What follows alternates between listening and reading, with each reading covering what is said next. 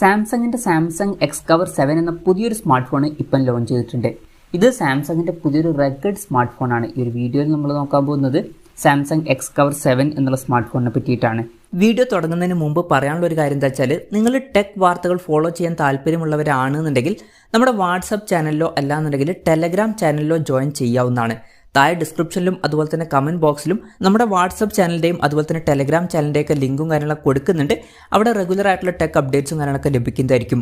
അതിൽ നിന്ന് എടുത്തു പറയേണ്ട ചില കാര്യങ്ങൾ പറയുകയാണെന്നുണ്ടെങ്കിൽ, ഈ ഒരു ഫോണിന് MIL STD 810H സർട്ടിഫിക്കേഷനും കാര്യങ്ങളൊക്കെ ലഭിച്ചിട്ടുണ്ട്. ഈ ഫോൺ അത്യാവശ്യം സ്ട്രോങ് ആയിട്ടുള്ള നല്ല ബിൽഡ് ക്വാളിറ്റിയുമായിട്ട് വരുന്ന ഒരു സ്മാർട്ട് ഫോണാണ്. അതുപോലെ തന്നെ IP68 റേറ്റിംഗ് സപ്പോർട്ട് ചെയ്യുന്നുണ്ട്. ഈ ഫോൺ വാട്ടർ റെസിസ്റ്റൻറ്റും അതുപോലെ തന്നെ ഡസ്റ്റ് റെസിസ്റ്റൻറ്റുമാണ്. പിന്നെ ഫോണിൻ്റെ ഫ്രണ്ടിൽ ഗൊറില്ല ഗ്ലാസ് വിക്ടസ് പ്ലസിൻ്റെ പ്രൊട്ടക്ഷനും കാര്യങ്ങളൊക്കെ വരുന്നുണ്ട്. അതുപോലെ തന്നെ അത്യാവശ്യം നല്ല ഗ്ലൗസ് ഒക്കെ ഇട്ടിട്ട് നമുക്ക് ഈ ഫോൺ യൂസ് ചെയ്യാൻ കഴിയുന്നതായിരിക്കും. ഈ ഒരു ഫോണിൻ്റെ ഹൈലൈറ്റ് ആയിട്ടുള്ള ഫീച്ചർ എന്ന് പറയുന്നത് ബിൽഡ് ക്വാളിറ്റി എന്നുള്ള കാര്യം തന്നെയായിരിക്കും. ഇനി ബാക്കി ഫീച്ചേഴ്സ് നോക്കുകയാണെന്നുണ്ടെങ്കിൽ, ഇപ്പോൾ ഡിസ്പ്ലേയുടെ കാര്യത്തിൽ 6.6 ഇഞ്ചിൻ്റെ ഫുൾ HD+ ഡിസ്പ്ലേ ആണ് വരുന്നത്. LCD പാനലാണ് ഇതിൽ ഉപയോഗിച്ചിരിക്കുന്നത്. ഈ ഒരു സ്മാർട്ട് ഫോൺ ഏകദേശം 33,000 രൂപ പ്രൈസ് റേഞ്ചിലാണ് വരുന്നത്. ഇപ്പോൾ നോർമൽ ഫോണുകളുടെ കാര്യത്തിൽ ആ ഒരു പ്രൈസ് റേഞ്ചിൽ നമ്മൾ AMOLED ഡിസ്പ്ലേ എക്സ്പെക്ട് ചെയ്യുന്നുണ്ട്. അതൊന്നും ഈ ഫോണിൽ വരുന്നില്ല.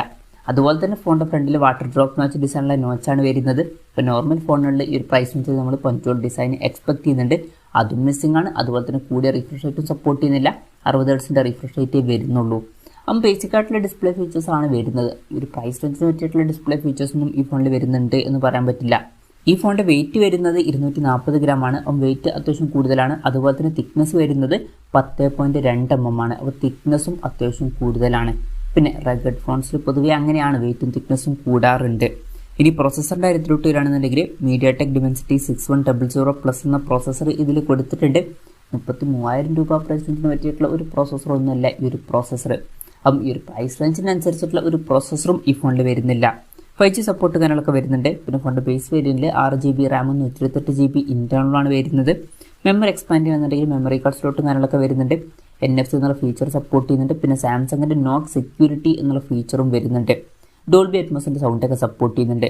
3.5 mm ഓഡിയോ ജാക്ക് കൊടുത്തിട്ടുണ്ട്. Android 14 ബേസായിട്ടുള്ള 1UI സോഫ്റ്റ്വെയർ ആണ് ഈ ഫോണിൽ വരുന്നത്. ഇപ്പോൾ ക്യാമറയുടെ കാര്യത്തിൽ ഫോണിൻ്റെ പിന്നിൽ സിംഗിൾ ക്യാമറയാണ് കൊടുത്തിരിക്കുന്നത്. 50 MP 1.8 അപ്പേഴ്സിൽ വരുന്ന മെയിൻ ക്യാമറ സെൻസറാണ് ഈ ഫോണിൽ വരുന്നത്. അൾട്രാ വൈഡ് ആംഗിൾ ലെൻസും കാര്യങ്ങളൊന്നും ഇതിൽ കൊടുത്തിട്ടില്ല.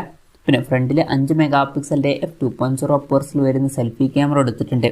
ബാറ്ററിയുടെ കാര്യത്തിൽ 4050 mAh ബാറ്ററിയാണ് വരുന്നത്. അതിന് മാത്രം ഉപയോഗിച്ചൊരു ബാറ്ററി കപ്പാസിറ്റി ഇതിൽ കൊടുത്തിട്ടില്ല. പിന്നെ ബാറ്ററിയുടെ കാര്യത്തിൽ പറയാനുള്ളൊരു കാര്യം എന്താ വെച്ചാൽ, നമുക്ക് തന്നെ ഊരിയെടുക്കാൻ പറ്റിയിട്ടുള്ള ബാറ്ററിയും കാര്യങ്ങളൊക്കെ തന്നെയാണ് ഈ ഫോണിൽ വരുന്നത്. ഫാസ്റ്റ് ചാർജിങ് സപ്പോർട്ടിനെ പറ്റിയിട്ടുള്ള കാര്യങ്ങളൊന്നും അവർ പറഞ്ഞിട്ടില്ല. Type-C ചാർജിംഗ് പോർട്ടും ഇതിൽ വരുന്നുണ്ട്. ബേസിക് ആയിട്ടുള്ള ബാറ്ററി സെറ്റപ്പ് വരുന്നുള്ളൂ. ഈ പ്രൈസ് റേഞ്ചിന് പറ്റിയിട്ടുള്ള ബാറ്ററി സെറ്റപ്പ് ഉണ്ട് എന്ന് പറയാൻ പറ്റില്ല. ഇതൊക്കെയാണ് ഫീച്ചേഴ്സിനെ പറ്റി പറയാനുള്ള കാര്യങ്ങൾ. പിന്നെ ഈ ഒരു സ്മാർട്ട് ഫോൺ ഇപ്പം ഇന്ത്യൻ മാർക്കറ്റിൽ ലോഞ്ച് ചെയ്തിട്ടില്ല.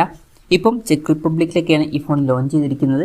ഏകദേശം 33,000 രൂപ പ്രൈസ് റേഞ്ചിലായിട്ടാണ് ഈ ഫോൺ ലോഞ്ച് ചെയ്തിരിക്കുന്നത്. ഈ ഒരു പ്രൈസ് റേഞ്ചിൽ ഈ ഫീച്ചേഴ്സ് എങ്ങനെയുണ്ടെന്ന് വെച്ചാൽ, ഇപ്പം നല്ല ബിൽഡ് ക്വാളിറ്റിയുമായിട്ട് വരുന്ന ഒരു സ്മാർട്ട് ഫോണാണ്. അതെടുത്ത് പറയേണ്ട കാര്യമാണ്. പക്ഷേ ബാക്കി ഫീച്ചേഴ്സ് നോക്കുകയാണെന്നുണ്ടെങ്കിൽ ഈ ഒരു പ്രൈസ് റേഞ്ചിന് പറ്റിയിട്ടുള്ള ഫീച്ചേഴ്സ് അല്ല. ഈ ഒരു പ്രൈസ് റേഞ്ചിന് പറ്റിയിട്ടുള്ള ഡിസ്പ്ലേ ഫീച്ചേഴ്സ് വരുന്നില്ല. അതുപോലെ തന്നെ ഈ ഒരു പ്രൈസ് റേഞ്ചിന് പറ്റിയിട്ടുള്ള പ്രോസസ്സർ കൊടുത്തിട്ടില്ല. പിന്നെ ക്യാമറയിൽ അൾട്രാ വൈഡ് ആംഗിൾ ലെൻസും കാര്യങ്ങളൊന്നും വരുന്നില്ല. ഇതിൽ 5 MP സെൽഫി ക്യാമറയെ വരുന്നുള്ളൂ. അതുപോലെ തന്നെ ഈ ഒരു പ്രൈസ് റേഞ്ചിന് പറ്റിയിട്ടുള്ള ബാറ്ററി സെറ്റപ്പും കൊടുത്തിട്ടില്ല. ഈ ഒരു പ്രൈസ് റേഞ്ചിൻ്റെ ഫീച്ചേഴ്സ് മൊത്തം നോക്കുമ്പോൾ അത്ര മികച്ചത് എന്ന് പറയാൻ പറ്റില്ല. എന്നാലും ഇതൊരു റഗ്ഗഡ് ഫോണാണ്. റഗ്ഗഡ് ഫീച്ചേഴ്സ് വേണമെന്നുണ്ടെങ്കിൽ നോക്കാൻ പറ്റിയിട്ടുള്ള ഒരു ഫോണായിരിക്കും. എന്തായാലും സാംസങ്ങിൻ്റെ എക്സ് കവർ 7 എന്ന പുതിയൊരു സ്മാർട്ട് ഫോൺ ലോഞ്ച് ചെയ്തിട്ടുണ്ട്. ഇന്ത്യൻ മാർക്കറ്റിൽ ലോഞ്ച് ചെയ്യുമോ എന്ന് വെച്ചാൽ, ഇന്ത്യൻ മാർക്കറ്റിൽ ലോഞ്ച് ചെയ്യാൻ ചാൻസ് കുറവാണ്.